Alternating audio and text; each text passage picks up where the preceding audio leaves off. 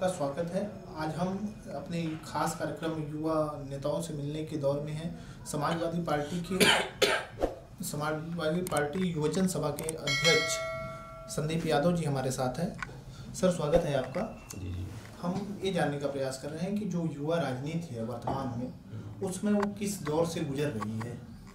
देखिए, आज जो युवा राजनीति चल रही है, कहीं ना कहीं छात्र संघों में जिस तरीके से लिंग दो समितियां लागू करके लिंग दो की जो है जिस तरीके से सिफारिशें लागू करके कहीं ना कहीं छात्र संघ को जो है कमज़ोर करने का प्रयास किया गया है। लेकिन वहीं दूसरी तरफ हम लोग जो है समाजवादी पार्टी छात्र सभा की जो विंग है, उस दौर में जो समाजवादी पार्टी आज कहीं ना कहीं यूथ के लोगों को जो है प्रमोट करने का काम किया है। इलाहाबाद विश्वविद्यालय सहित पूरे प्रदेश में आप देखिए तो आज कहीं ना कहीं समाजवादी पार्टी छात्र सभा के पैनल से ही लोग जीत करके आ रहे हैं। और समाजवादी पार्टी ने यूथ के नेताओं में जो छात्र संघ के चुनाव से निकले हुए या छात्र संघ से कोप से निकले हुए जो नेता हैं, उनको अगर आगे बढ़ाने का किसी ने काम किया तो समाजवादी पार्टी ने किया। ऐसे दौर एक आरोप आपको लगता है, जब आप बोलते हैं कि यूथ निकल के आ रहा है समाजवादी पार्टी की तरह से, तो विपक्ष का आरोप रहता है कि ये एक खास परिवार या तो एक खास समाज ही निकल के आ रहा है, उसके अलावा यूथ का कोई भी लीडरशिप नहीं है आपके पास।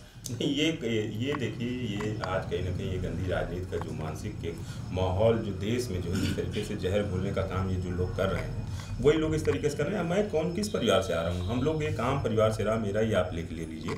हम लोग एक छोटे से परिवार से निकल करके आए। मेरे फादर एक कंपनी गार्डन में जो है छोटी सी नौकरी करते हैं, मालिक की पोस्ट पे रहे। तो ऐसा नहीं रहा। हम लोग को राजनीति में निकालने वाले माननीय अखिलेश यादव जी, आज पूरे देश का युवा कहीं ना कहीं अखिलेश यादव जी की तरफ देख रहा है। आज कहीं इस तरीके से बातें नहीं है। आप जनता के बीच में जाइए, छात्रों के बीच में जाइए, तो छात्र किस तरीके से जिता रहे हैं। पूरे प्रदेश में आप देखिए सबसे ज़्यादा अगर छात्र संघों में अध्यक्ष किसके बने हैं, आप निकालिए रिजल्ट। एक दूसरी चीज़ है कि वर्तमान में जो युवा राजनीति है वो विरोध करके, काले झंडे दिखा करके मेन स्ट्रीम में आना चाहता है। तो इस पे क्या आप मानते हैं कि ये विरोध का ये तरीका कितना जायज़ है?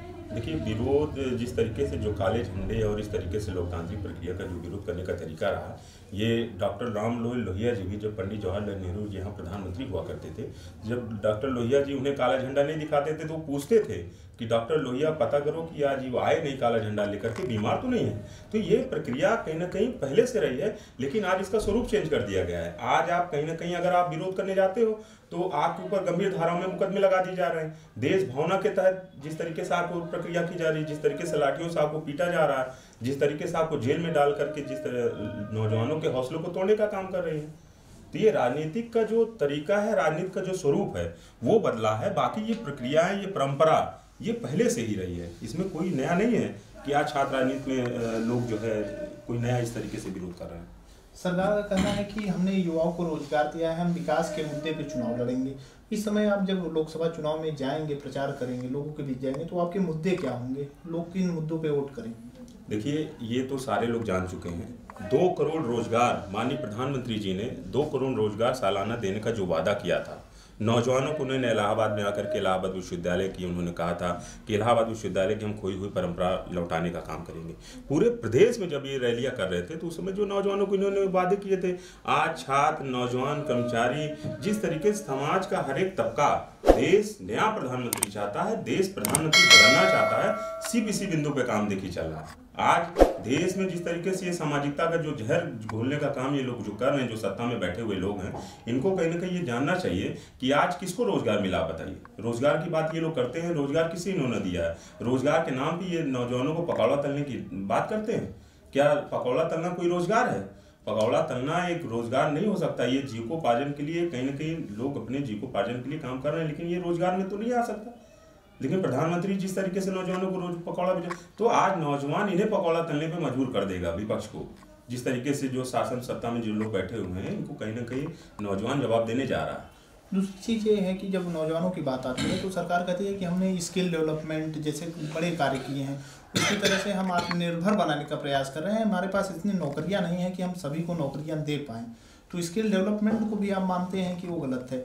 नहीं, ये तो जब सरकार में आते हैं तो कहे सबका साथ सबका विकास। मैं क्या कह रहा हूँ, इन्होंने सिर्फ झूठे वादे किए। एक कोई जमीनी हकीकत ये ला करके बता दे हमें कि इन्होंने नौजवानों के रोजगार के लिए या भविष्य की कौन सी योजना इन्होंने बनाई। किसी भी प्रकार की इनकी सिर्फ झूठी वादे। आप जा करके, मैं तो कह रहा हूँ कि आप जा करके सच्चाई को जानिए। इन्होंने कहा कि सबका साथ सबका विकास। जब इलाहाबाद विश्वविद्यालय में आप अभी बताइए रोस्टर प्रणाली लागू करके 200 पॉइंट रोस्टर, जिस तरीके से इन्होंने जो 13 पॉइंट रोस्टर लागू कर दिया, तो ये नौजवानों को ओबीसी, SC, ST और समाज में जातिवाद जातिवाद का जो जहर घोलने का काम किया इन्होंने किया है। हमारी लड़ाई देखिए, माननीय राष्ट्रीय अध्यक्ष जी हमेशा इस बात को कहते हैं कि हमारी लड़ाई किसी से नहीं है, जिसकी जितनी संख्या बारी उसकी उतनी हिस्सेदारी कर दीजिए। आप क्यों नहीं करते हैं? आप एक और सवाल आता है कि जब आप बात करना चाहते हैं सरकार से तो उसे मुद्दे को देश हित या राष्ट्रवाद से जोड़ दिया जाता है।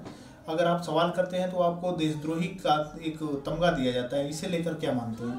देखिए, ये हमने क्या कहा कि ये चुनाव जीतने के लिए कुछ भी कर सकते हैं। आज जब देश में जो पुलवामा जो हमले की घटना हुई थी उसमें पूरा देश आर्मी के साथ खड़ा हुआ था। चाहे कोई हमारी बात नहीं है, जब जिस तरीके से बात आएगी, जब देश के ऊपर बात आ जाएगी, जहाँ पे किसी युद्ध की बात आएगी तो वहाँ सारे लोग आर्मी के साथ में, हम उनकी आर्मी की भावनाओं का सम्मान करते हैं। लेकिन उस पर राजनीति ये कौन लोग कर रहे हैं? ऐसे कौन लोग हैं? ये आप लोगों को कहीं ना कहीं आप लोग इस चीज़ों को समाज में ले जा करके बताइए, इसलिए कि आपकी बहुत ज़रूरी है। ये आज देश में जिस तरीके से सामाजिकता का जहर घोल रहे हैं, आप कोई भी बात करेंगे तो आपको जो है पाकिस्तानी घोषित कर दिया जाएगा। इस तरीके से देश में हमने क्या कहा कि देश बहुत बड़ा बदलाव चाहता है। देश में सारे लोग, आज पूरा विपक्ष एक है, यहाँ की जनता, छात्र, नौजवान, कर्मचारी, सारे लोग आज एक हैं। कहीं ना कहीं आज देश में जो है प्रधानमंत्री बदलने की जो मुहिम है, आने वाले दिनों में कुछ ही महीनों में आपको एक नया प्रधानमंत्री मिलने जा रहा है। एक और है, मुख्यमंत्री योगी आदित्यनाथ का एक हालिया बयान है। उन्होंने कहा था कि ये चुनाव विकास बनाम विनाश होगा, राष्ट्रवाद बनाम आतंकवाद होगा। तो ये विकास बनाम विनाश और राष्ट्रवाद बनाम आतंकवाद, ये आतंकवाद कौन है और विनाश कौन है? कहीं ना कहीं उनका इशारा था विपक्ष की तरफ। नहीं, ये कौन सी विकास की बात करते हैं आप? इलाहाबाद में अभी देखिए, जो उन्होंने दिव्य कुंभ का जो नाम दिया था, आप जाकर के सड़कों को देखिए। सिविल लाइंस में हनुमान मंदिर के बगल में आप जाकर के देखिए, वहाँ पे सड़कों में जिस तरीके से गड्ढा हुआ। तो 3 महीने में इनका विकास, जो थोथले इनके वादे थे, इन्होंने जिस तरीके से कमीशन खोरी करके, जिस तरीके से आम जनता के पैसों को इन्होंने खाने का काम किया, कई हजारों करोड़ रुपए, जिस तरीके से आप देखिए समाज में जिस तरीके से सड़कों के किनारे लोगों के, गरीब लोगों के घरों को तोड़ने का काम किया इन लोगों ने। आप बताइए, आम लोगों के घरों को तोड़ करके जिस तरीके से सड़क, मंदिरों को इन्होंने तोड़ने का काम किया।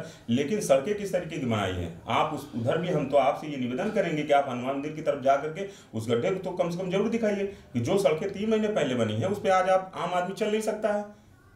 एक चीज़ और है, तेजस्वी यादव विपक्ष के एक बड़ा नाम है और उपेंद्र कुशवाहा, तो लोगों ने लेटर लिखा है सभी राष्ट्रीय दलों, विपक्षी दलों को कि आप मेन स्ट्रीम मीडिया का बहिष्कार करिए। जो टीवी डिबेट्स होती हैं उसमें एक तरह से राष्ट्रवाद परोसा जा रहा है, लोगों के बीच द्वेष फैलाया जा रहा है। उसे लेकर आप क्या कहते हैं? क्या लोगों को टीवी देखना बंद कर देना चाहिए? देखिए, मीडिया के ऊपर कहीं ना कहीं आरोप लगते रहे। आप चैनल खोल करके देखिए तो कहीं ना कहीं स्वतंत्र रूप से मीडिया का एक जो जनाधिकार है, मीडिया का जो अपनी चीज़ें कहनी चाहिए, वो मीडिया स्वतंत्र रूप से नहीं दिखा पा रहा। मैं कहता रहा हूँ कि आपको ये चीज़ें हमको कहने की कौन सी ज़रूरत पड़ रही है? जो इन्होंने जो सड़कें बनाई हैं, जब वो सड़कें 3 महीने में गड्ढे उस पर दिख रहे हैं, तो ये किसका काम है? ये किसकी जिम्मेदारी है? ये जिम्मेदारी कहीं ना कहीं आपकी है। और आप लोग जो है हमारे साथ साथ आपकी भी समाज में इसको कम से कम दिखाइए, उनके गड्ढों को दिखाइए, उनके विकास